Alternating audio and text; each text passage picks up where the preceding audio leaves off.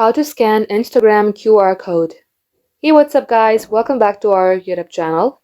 In today's video, I'm going to show you how easily you can create and scan your Instagram QR code. So let's get started. First thing first, launch your Instagram application from your device. Then get logged into your Instagram account. Tap onto your profile page at the below right corner. Then you will see a page like this. Here you will see Share Profile button. Tap it. As you do so, it will generate you a unique QR code.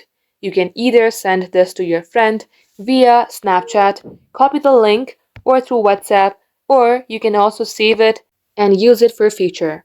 Just like so guys, if you would like to edit it, you can also see a pencil icon. Tap onto it, tap on change color, and choose your specific color. Once done, tap on done. So that is all for today guys. Thank you for watching the video till the very end. If it has helped you in any ways, then don't forget to like, share, and subscribe.